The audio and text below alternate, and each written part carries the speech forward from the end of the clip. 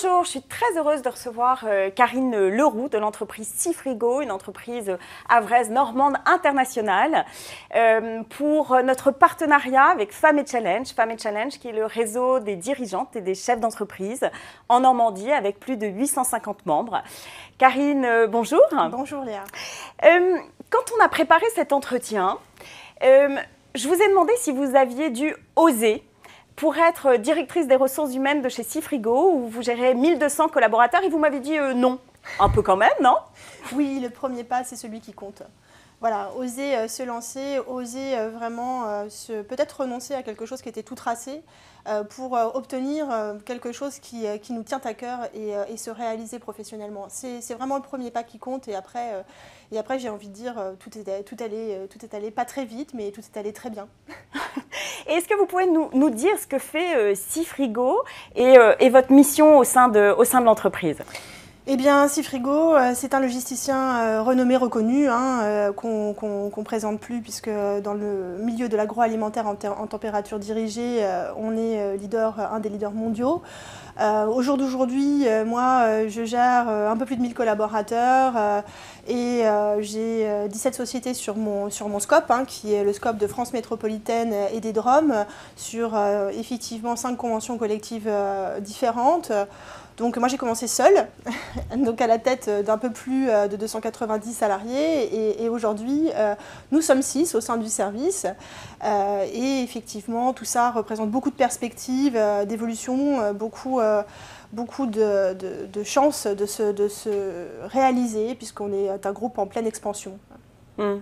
Vous savez que la mixité, c'est très important pour le réseau Femmes & Challenge. Est-ce que vous pourriez nous parler de la mixité et notamment nous dire si le comité de direction est composé de femmes, ou quel est le pourcentage de femmes au sein du comité de direction? Alors, chez Seafrigo, les femmes sont très majoritaires, les femmes dirigeantes, enfin les femmes cadres de direction sont très majoritaires, et elles sont à des postes où on ne les attend pas ou peu, puisqu'on a une directrice exécutive qui est également directrice des entrepôts à température dirigée et effectivement en surgelé. On a une directrice process, méthode, qualité, organisation. On a une directrice sécurité, une DPO. On a effectivement 4 sur 5 des directions des directions commerciales de vente, export-import, qui sont des femmes, et on a surtout on a des patrons, ce qu'on appelle des patronnes de zone, des responsables de zone, qui sont des femmes, des directrices d'agence également. Donc tout cela fait qu'on a un comité de direction très largement féminisé, et depuis très longtemps. Ouais. Et est-ce que vous, en tant que DRH, vous avez besoin aussi d'aider certaines femmes à oser prendre plus de responsabilités? Est-ce que vous prenez ce rôle-là à cœur, et est-ce que vous le faites? Oui. Oui, on le fait toutes, on se soutient. On se soutient quand il y a besoin. On a tout évolué au sein du groupe pour la majeure partie des femmes qui sont en direction. On a évolué, et donc pour évoluer, pour grandir ensemble, il a fallu s'aider à oser mutuellement. Le contexte actuel, qui est un contexte extrêmement particulier, donc lié à la Covid-19, fait qu'on a effectivement resserré nos liens. Et qu'on se soutient vraiment mutuellement, et qu'on s'aide effectivement à oser, qu'on est là les unes pour les autres, qu'on s'écoute aussi, mais pas forcément que les unes pour les autres, mais aussi les unes avec les autres, puisqu'on a des hommes aussi. Moi notamment, je fais partie d'un trio où je travaille avec le directeur central et la directrice exécutive, et on se soutient mutuellement, et on travaille mutuellement ensemble. Voilà. Et est-ce que vous avez besoin d'aider certaines femmes à oser, celles qui peut-être vous aimeriez les faire grandir au sein de l'entreprise, oui. Et donc vous êtes obligé d'aller les chercher parfois et de leur dire c'est possible? Oui. Alors, femmes comme hommes, nous ouais. on fait, moi je participe à des success stories qui sont extrêmement étonnantes. On a des vraiment, moi je me souviens d'une jeune stagiaire qui sortait de l'ISEL, qui a fini par être directrice de plusieurs plateformes sur le sud de la France. Bien évidemment qu'on l'a accompagnée, bien évidemment qu'il a fallu à chaque fois lui montrer que c'était possible, et bien évidemment qu'il a fallu lui montrer qu'on ne se met pas à un plafond de verre où il n'y en a pas. Voilà. Donc vous accompagnez oui. les femmes, et vous sentez qu'elles en ont besoin. Oui, puisque au jour d'aujourd'hui, ce qui est important, c'est effectivement la place qu'on a dans l'entreprise. qu'on soit une femme ou qu'on soit un homme, et ce qui est important, c'est ce regard-là. Et le premier regard, c'est le regard qu'on a sur nous-mêmes, le regard qu'on a sur moi, le regard que j'ai sur, entre guillemets, que j'ai eu sur moi-même. Pouvoir me dire que oui, c'était possible, pouvoir me dire que oui, je pouvais le faire, que oui, je pouvais apprendre le métier de la logistique que je ne connaissais pas du tout, que oui, je pouvais avoir de la légitimité et que oui, le poste me revenait, tout ça fait qu'on a envie de le transmettre en fait. Ouais. Alors, j'ai une petite question, Karine. Que pensez-vous des quotas? Alors, moi je pense que dans certains secteurs, c'est vital qu'il y en ait. Pourquoi? Parce qu'en fait, certains secteurs sont fermés par principe à la jante féminine, et ça, c'est compliqué. C'est compliqué parce que c'est d'une autre époque, on va dire. Voilà.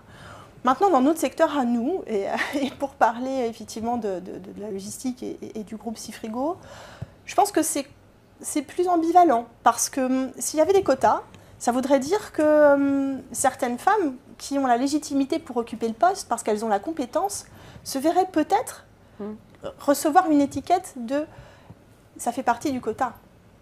Alors que non. Chez nous, en fait, quand vous avez la compétence, quand vous avez l'expérience, quand vous avez acquis la légitimité par votre engagement, le poste vous revient. Il est à vous de droit et il n'y a pas besoin de quota pour ça. Est-ce que vous pensez, vous, en tant que DRH, en tant que femme, d'avoir du pouvoir, le pouvoir de faire bouger les choses? Alors, c'est une question très compliquée pour nos métiers. Parce qu'en fait, le DRH, il ne détient pas le pouvoir. Il l'exerce de la part de la direction. Ça veut dire quoi? Ça veut dire que c'est beaucoup de responsabilités parce qu'il faut être digne de celui qui vous le confie, et puis il faut être légitime auprès de celui envers qui vous l'exercez, d'accord, pour qu'il soit compris. Et moi, j'ai presque envie de dire qu'au-delà d'apporter beaucoup de responsabilités, parce que c'est beaucoup de responsabilités, quand on utilise le pouvoir, c'est qu'on a un peu perdu tout le reste. C'est qu'on a un peu perdu l'écoute. Alors, on a raté l'écoute, on a raté le dialogue, on a raté la négociation, on a raté le consensus, et là, paf, le pouvoir. Donc non, c'est pas forcément quelque chose qui me plaît, c'est pas quelque chose je l'ai peut-être, je l'exerce certainement, je le laisse à côté de moi. Parce que je trouve que sinon c'est privatif de plein de choses. Ça vous prive de la joie, de la transmission, ça vous prive de l'excitation du challenge, ça vous prive de l'humilité, de l'apprentissage, parce que tous les jours j'apprends. Dans le réseau Femmes et Challenge, ce qui nous motive beaucoup, c'est d'aider les femmes à oser, avoir l'audace d'entreprendre, prendre plus de responsabilités. Quand on a discuté toutes les deux aussi, vous m'avez dit, mais moi, j'ai rien demandé, j'ai eu. Alors moi, j'y crois pas du tout, Karine. Et en tout cas, vous m'avez raconté une anecdote sur la façon dont Éric Barbet, le créateur, le fondateur et le visionnaire dirigeant de l'entreprise Cifrigo, vous a proposé le poste de DRH. Vous voulez pas nous raconter? Alors ça s'est fait très naturellement, presque trop. Ce jour-là, je pense qu'il manquait quelqu'un. Il manquait quelqu'un sur l'organigramme et elle m'a dit c'est vous. Ouais, mais vous avez su saisir quand même l'opportunité. Je pense que c'était le résultat dont je ne m'étais pas aperçue assez immédiatement, du fait que depuis plusieurs années, effectivement, sans le savoir, sans le dire, et en le taisant, j'occupais le poste.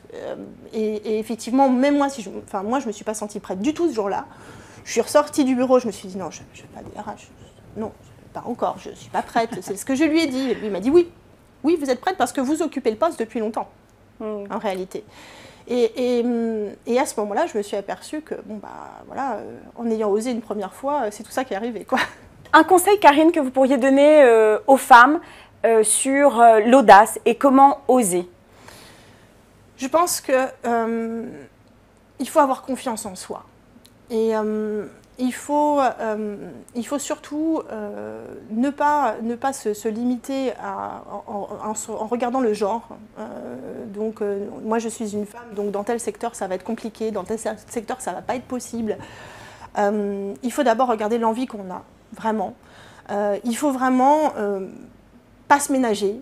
Voilà. Il faut aussi parfois savoir faire preuve de courage. Il faut savoir enfoncer des portes fermées. Il faut savoir être résiliente, il faut savoir s'engager, parfois 2 fois plus que les hommes, et même si c'est injuste, c'est comme ça.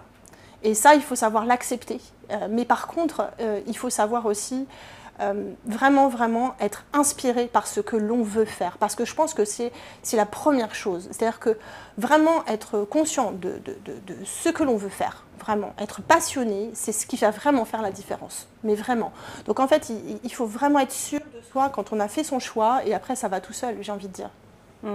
Merci Karine, directrice des ressources humaines chez Seafrigo pour ce moment très inspirant. Merci Léa.